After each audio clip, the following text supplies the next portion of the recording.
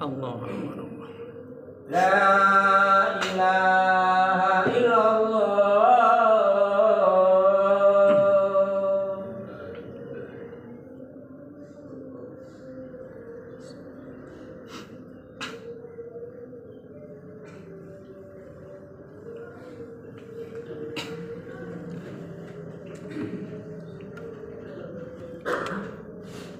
Innal hamdalillah nahmaduhu wa nasta'inuhu wa nastaghfiruh wa na'udzu billahi min shururi anfusina wa min sayyiati a'malina may yahdihillahu fala mudilla lahu wa may yudlil fala hadiya lahu asyhadu an la ilaha illallah wa asyhadu anna Muhammadan 'abduhu wa rasuluh. Allahumma salli ala Muhammad wa ala ali Muhammad. Amma ba'du, fa ya ayyuhal hadirun, usini wa iyyakum bi taqwallah faqad fazal muttaqun. Ittaqullaha haqqa tuqatih wa la tamutunna illa wa antum muslimun.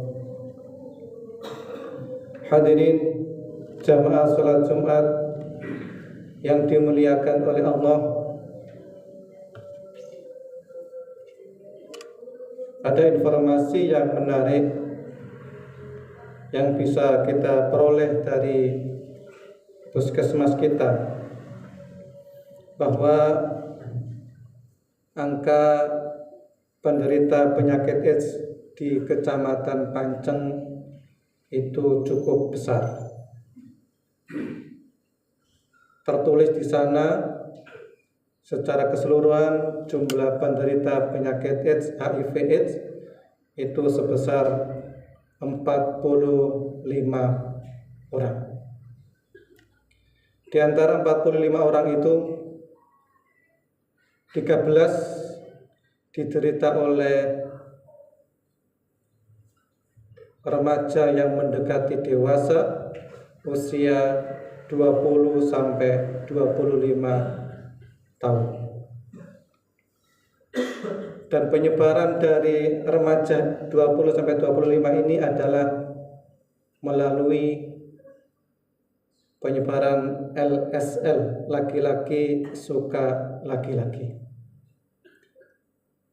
Hadirin, itulah kondisi pemuda kita.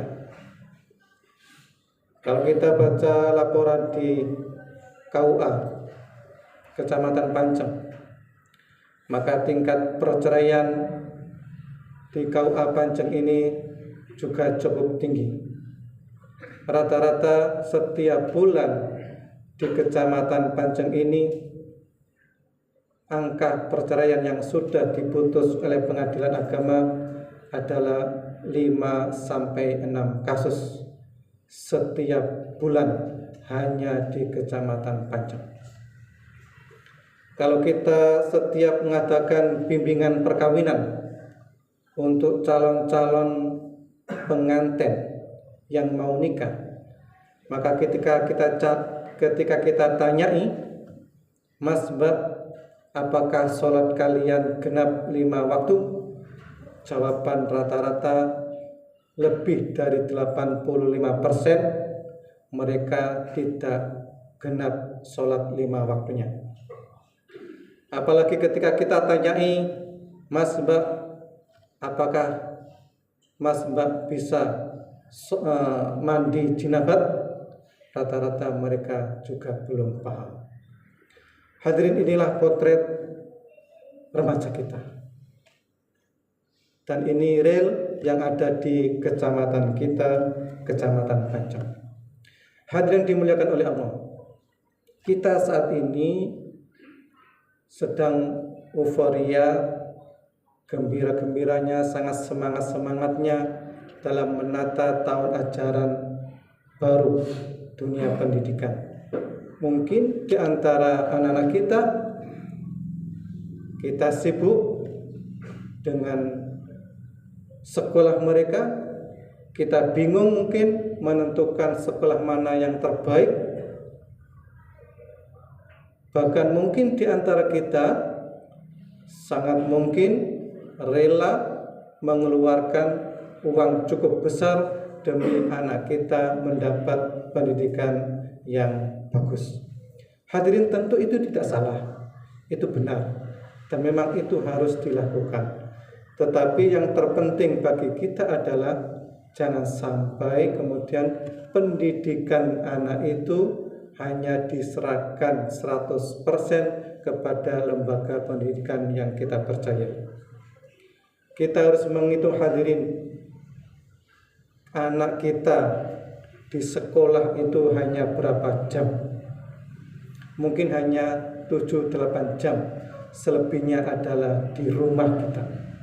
Maka hadirin, yang utama pendidikan bagi anak kita adalah orang tua. Hadirin jamaah Jumat yang dimuliakan oleh Allah. Oleh karena itu hadirin, kita sebagai orang tua dituntut kemudian bagaimana agar anak kita itu kemudian mendapat perhatian yang cukup dari orang tua. Kadang-kadang kita itu sebagai orang tua mempunyai pemikiran, mempunyai pandangan yang mungkin perlu diluruskan atau perlu didiskusikan lebih lanjut. Apa pandangan-pandangan orang tua kadang-kadang yang perlu didiskusikan itu adalah, yang pertama, kadang-kadang kita sebagai orang tua merasa cukup berkewajiban kepada anak ketika kita berhasil mencukupi kebutuhan anak. Artinya kita hanya merasa cukup kalau saya sudah bisa kerja mapan, gaji saya besar, kemudian anak saya kebutuhannya cukup, mobil ada, rumah mewah, HP minta merek apapun oke, laptop minta apapun bisa, pendidikan saya carikan yang terbaik, yang mahal.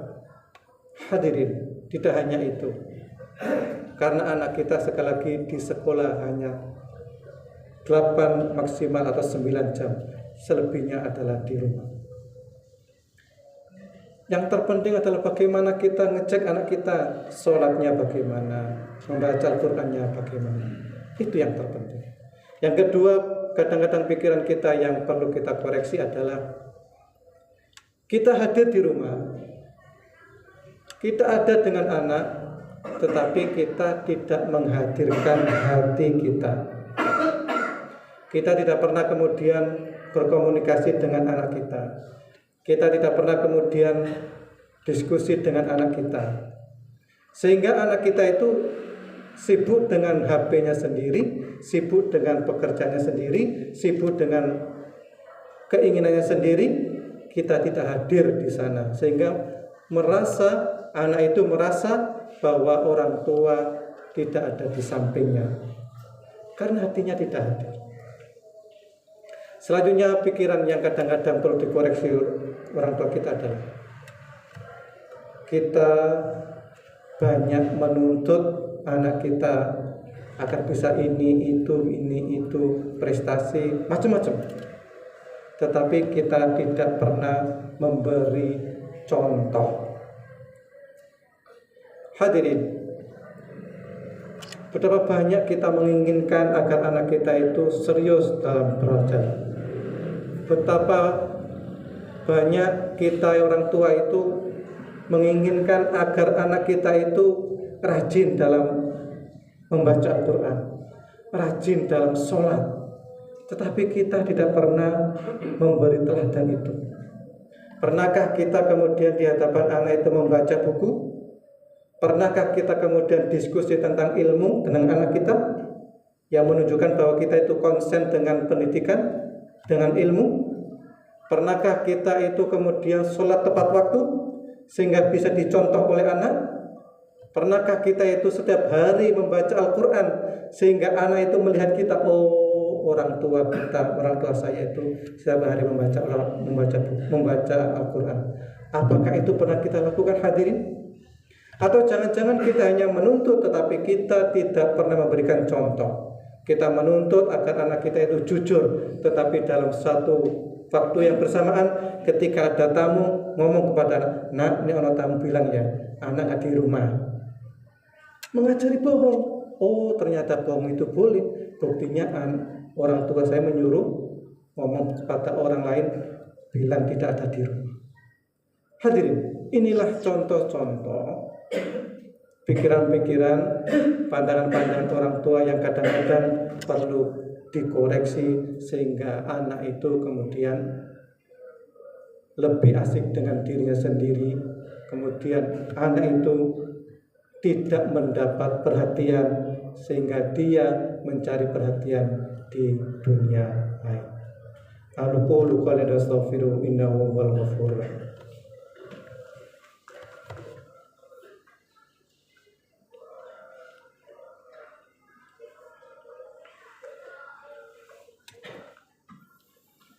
Alhamdulillah hamdan kama amar wa sallallahu ala khairil basar.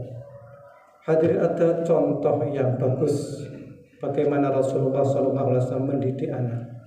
Diceritakan dalam hadis yang bersumber dari Aisyah radhiyallahu anha. An Aisyah radhiyallahu anha qalat kana Rasulullah sallallahu alaihi wasallam idza ja'at Fatimah. Rasulullah sallallahu alaihi wasallam jika Fatimah datang, aqamat ilaiha, maka Rasulullah itu kemudian bangkit menyambut Fatimah. Rasulullah ketika Fatimah datang itu Rasulullah kemudian bangkit dan menyambut Fatimah. Wa akhadha biyadaihi, kemudian Rasulullah mengulurkan tangannya bersalaman dengan Fatimah. Wa qabbalaha, kemudian Rasulullah itu mencium Fatimah. Padahal Fatimah sudah besar, sudah punya keluarga, sudah bersuami, Ali radhiyallahu anhu. Tapi ketika beliau datang, tetap beliau berdiri, kemudian menyambut tangannya, kemudian mencium Fatimah. Kemudian wa ajlasaha fi majlisihi, kemudian Rasulullah mendudukkan Fatimah di tempat duduknya. Hadirin, dari hadis ini kita diberi contoh oleh Rasulullah bagaimana kita memperlakukan anak. Kadang-kadang kita itu merasa karena sudah orang tua harus dihormati pada anak. Anak datang tidak disambut, menuntut agar anak itu datang ke kita kemudian sungkep tangan kita. Bukan itu yang dicontohkan oleh Rasulullah. Ketika anak datang, Rasulullah menyambut dia, anaknya. Padahal kita tahu Rasulullah adalah orang yang paling mulia, Nabi, seorang utusan Allah, presiden. Tapi ketika menyambut anaknya, beliau bangkit dan mencium anaknya.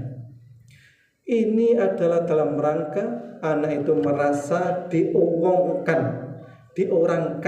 dihargai, sehingga anak itu nyaman ketika dengan orang tuanya itu nyaman. Hadirin, maka oleh karena itu orang tua sekali lagi harus berusaha untuk bagaimana menghargai anaknya, berkomunikasi dengan anaknya, tanya apa problemnya, apa masalahnya, dan yang terpenting anak harus diberikan contoh teladan yang baik. Kalau kita ingin anak kita sholat tepat waktu, kita harus sholat tepat waktu. Kalau menginginkan anak kita itu membaca Al-Quran setiap hari, kita harus membaca Al-Quran setiap hari. Dan yang terpenting adalah setiap hari kita harus mendoakan kepada anak kita. Innallaha malaikatahu yusholluna 'alan nabi ya ayyuhalladzina amanu shallu 'alaihi wa sallimu taslima. Allahumma shalli 'ala Muhammad walhamdulillahi rabbil alamin. Allahumma ighfir lil muslimina wal muslimat wal mu'minina wal mu'minat al ahya'u minhum wal amwat innaka samii'un qaribun mujibud da'wat ya qadiyal hajat. Rabbana zalamna anfusana wa illam taghfir lana wa tarhamna lanakunanna minal khasirin. Allahumma inna na'udzubika min ilmin la yanfa wa min qalbin la yakhsha wa min nafsin la yashba ومن دعاء لا يسمع ربنا آتنا في الدنيا حسنة وفي الآخرة حسنة وقنا عذاب النار سبحان ربك رب العزة عما يصفون وسلام على المرسلين والحمد لله رب العالمين أقم الصلاة